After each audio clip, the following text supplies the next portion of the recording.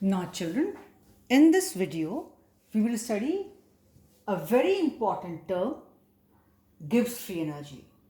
In the previous video, we had done Helmholtz. It was not that was not that important as it is this one. This is very important, and I would say in every exam you can expect almost one numerical based on this. So let us study this very carefully, sincerely, and with proper attention here.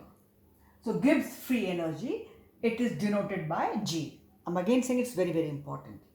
It is the maximum amount of energy available to a system during a process for doing useful work under constant T and P. I repeat, it is the maximum amount of energy available to a system during a process for doing any useful work under the conditions of constant temperature and pressure.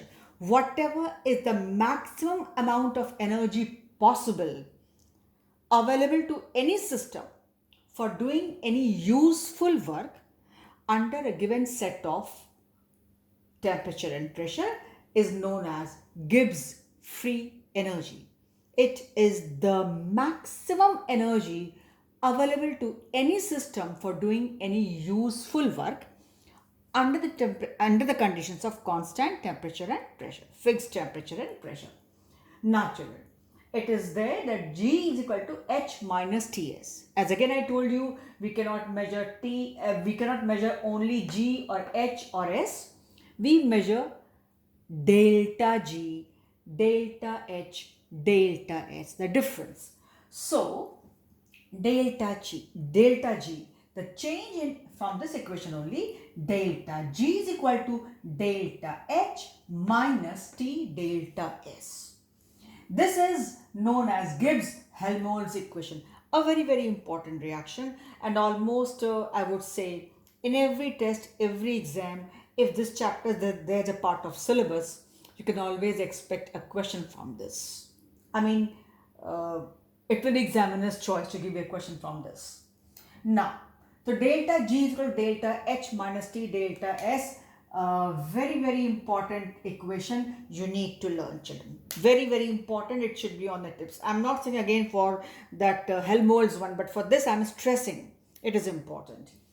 This is known as Gibbs-Helmholtz equation. Then children, we know that delta G is equal to W reversible minus P delta V, right? Minus delta G is equal to W reversible minus P delta V. Okay. This is also one equation which shows equal to net work done at constant temperature and pressure. During, whatever the decrease in Gibbs free energy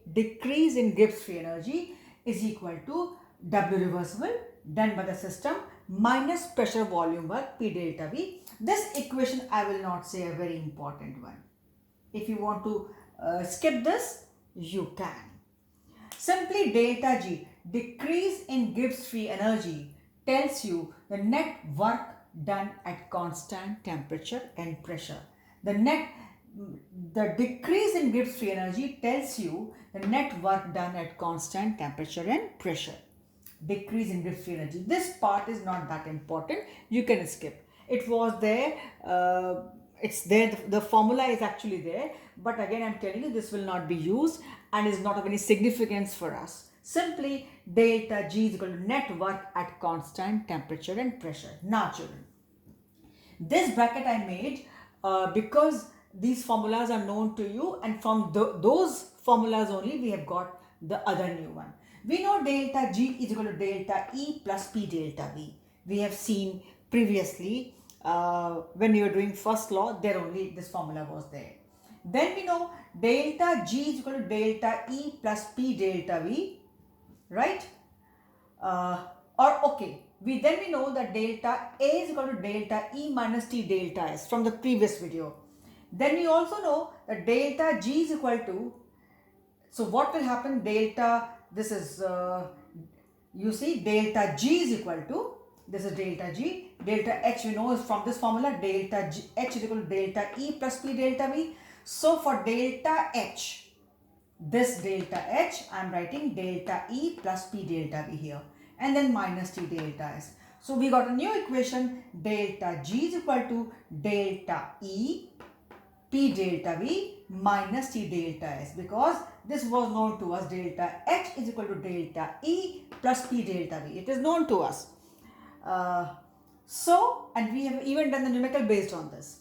So this equation from here, delta H, I put this into this equation. I got another equation, delta G is equal to delta E plus P delta V minus T delta S. Now further, in the previous case, in the previous numerical, when we were doing Gibbs Helmholtz, there we had seen, if you will revise again, you will see the video again, children, in the evening at home. Then you will find, you will remember, you can see easily that I gave the formula, delta A is equal to delta E minus T delta S. It was there. So delta E minus T delta S is equal to what? Delta A. So further what have I done? Delta G is equal to, in this place, delta E minus T delta S. I am putting delta A plus P delta V. So this is another equation. This is an equation combination of your Gibbs Helmholtz as well as Gibbs free energy. So this is your work function, you can say, or a change in Helmholtz free energy, and this is delta G. So from this formula, delta G is equal to delta A from here, delta E minus T delta S has been taken as delta A plus P delta V. So you got another equation, this you studied when we were doing Helmholtz equation.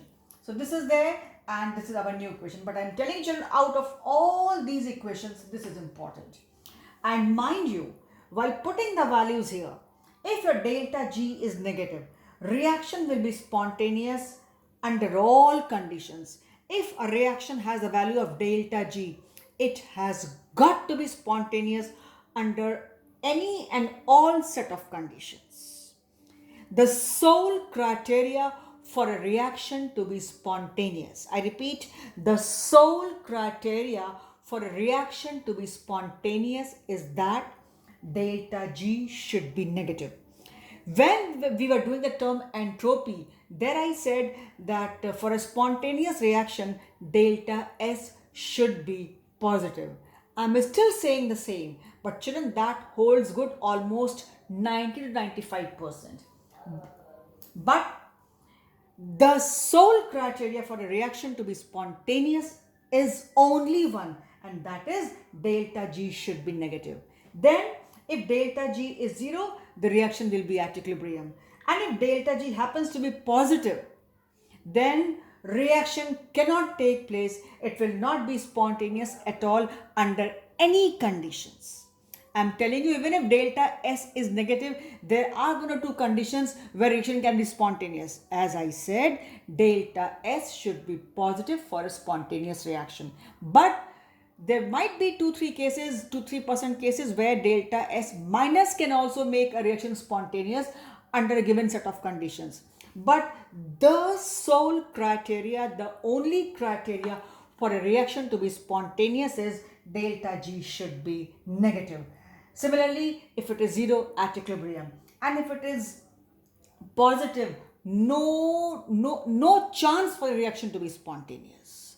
So the sole criteria to check the spontaneity of a reaction is the value of delta G, and that should be negative. So children, you have to keep in mind this formula, delta G is equal to delta H minus T delta S, and a bit this because it incorporates both delta G and delta A, Helmholtz. But I tell you, out of these also, this is most important. So I gave you all required, but we will be doing numericals in the next video, but this is very, very important.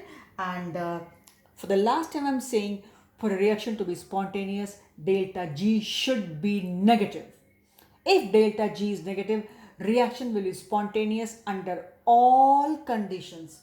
If 0, at equilibrium, and if positive, under no condition, reaction will be spontaneous. So delta G is equal to delta H minus T delta S. This is Gibbs free energy, and this is also one formula, delta G is equal to delta A plus P delta V. So this is all for today, and this is all for this video. We stop here and all for today. Yes, children, many formulas were there, but yes, you have to prepare yourself to learn those things. These all are new things, and after class 10 you find it little heavy, little tough, but then no, nothing to worry. Everybody is doing, you will also do.